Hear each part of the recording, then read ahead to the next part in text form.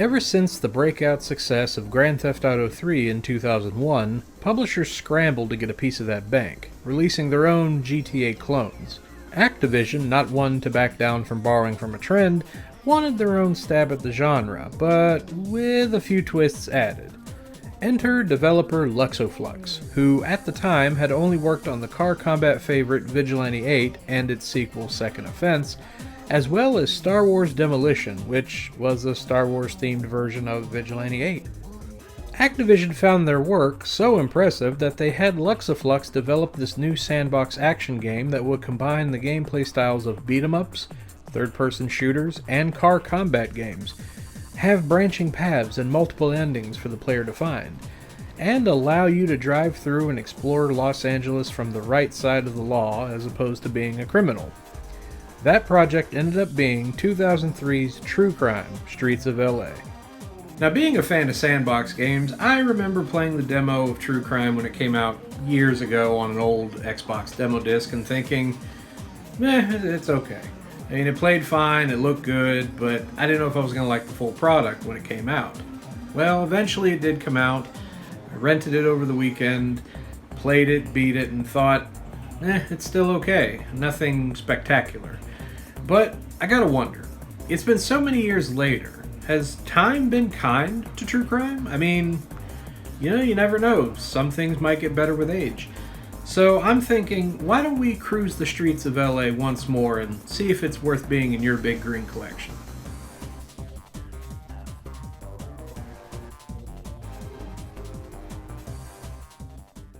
True Crime: Streets of LA tells the story of recently suspended Detective Nick Kang, the son of a former LAPD detective who disappeared 20 years ago without a trace. He's recruited into the Elite Operations Division, or EOD, to investigate a series of bombings that may be linked to the Triad.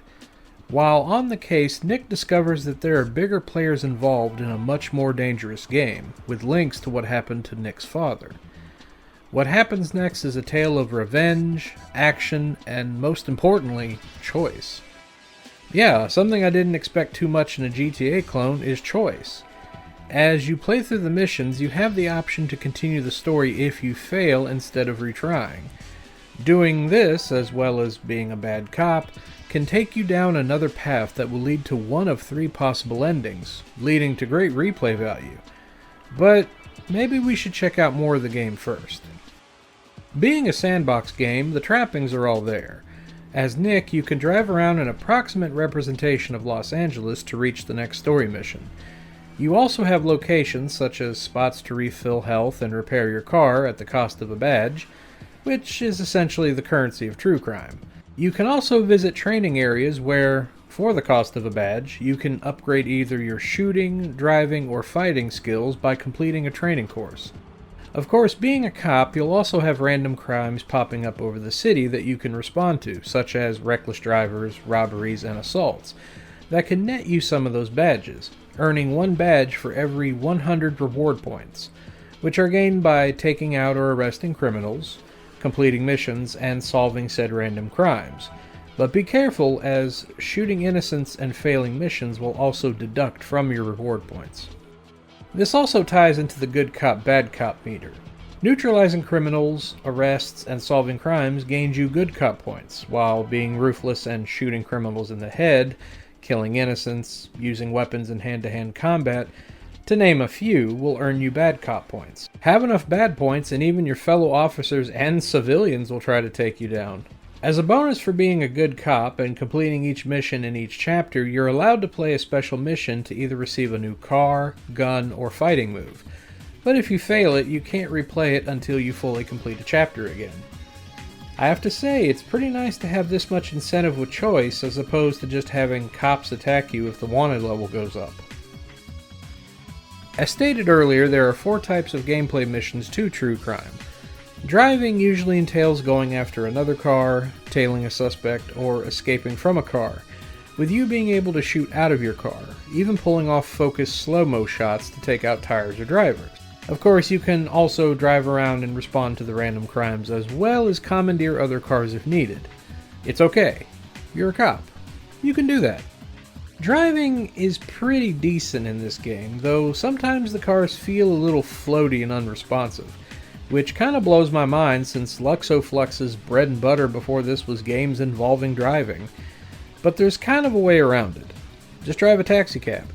I've driven a lot of cars in this game, and for some reason they seem to be the best car that I have found. Don't get me wrong, I'm sure some of the special cars you earn drive wonderfully, but taxis? They're like a beast.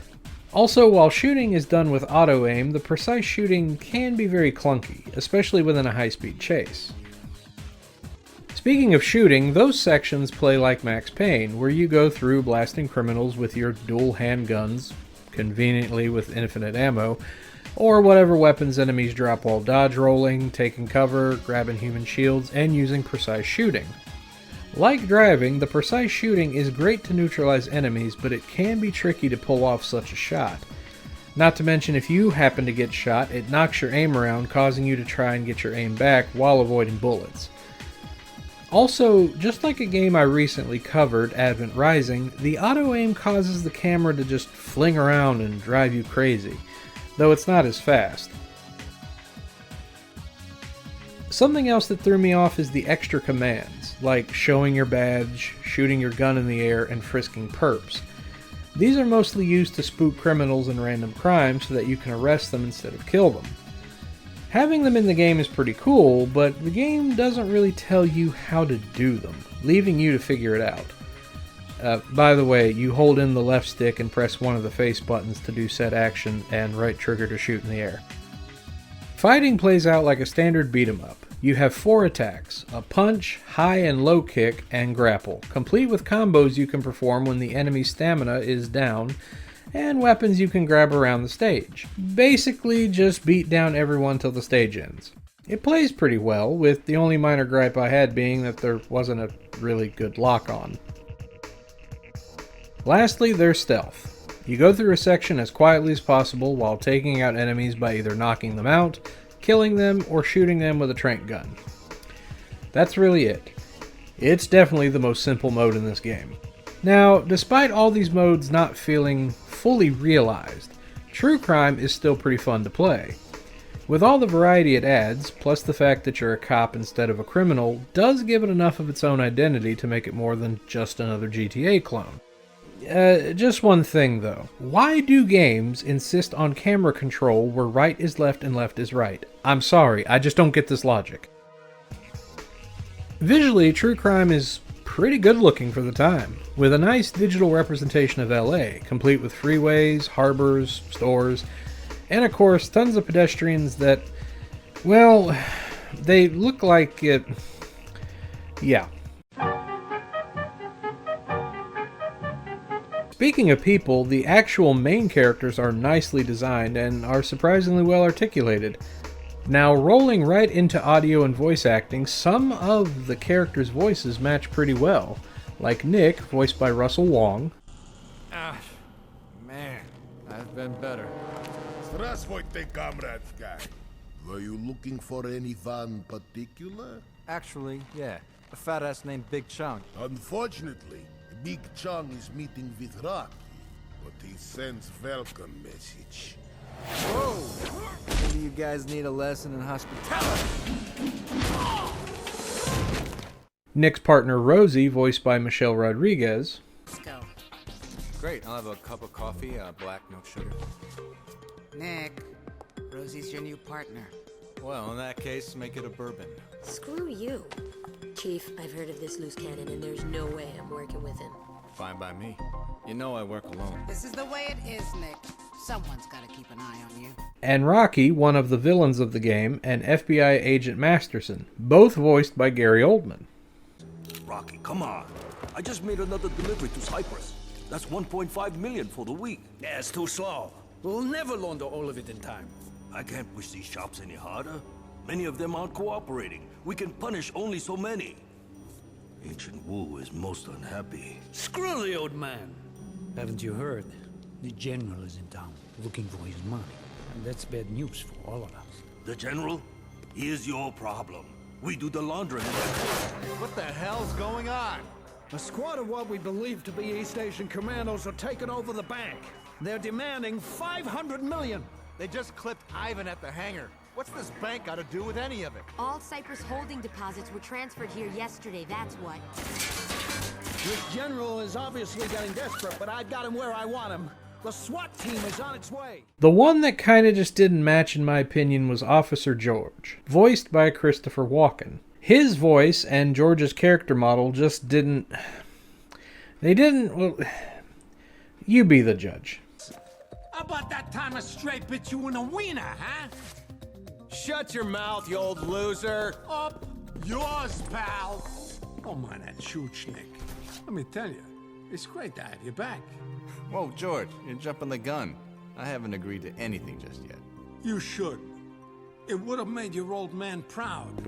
If you were my boy, and you didn't take this opportunity, I'd beat the living crap out of you. Till you said, sure, I'll take the opportunity.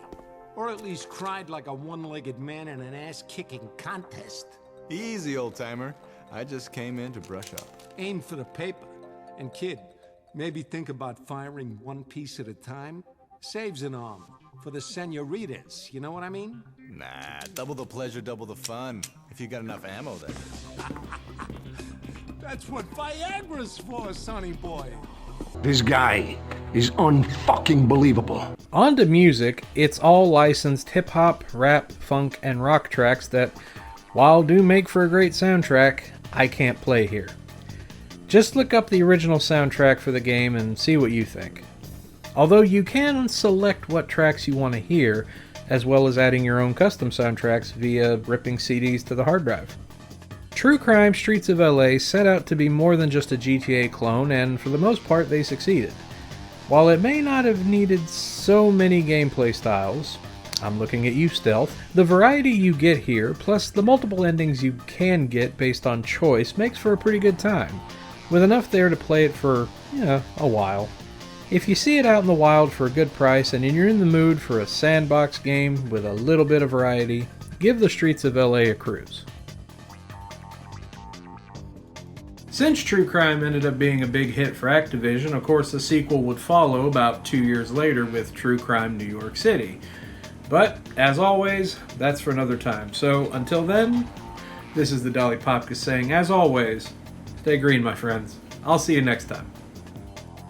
Hey everyone, thanks for watching. If you enjoyed this episode and want more of me and the Big Green, then click that subscribe button and the bell to get notified when new content arrives. I want to say a special thank you to my patrons for helping not just the channel grow, but me as a creator. You have my forever thanks. If you're interested in the channel and would like to help it grow further, consider becoming a patron today. For the cost of a soda or an item on the dollar menu, you could help myself and the channel provide the best source of Big Green programming and more. Once again, all the thanks and love.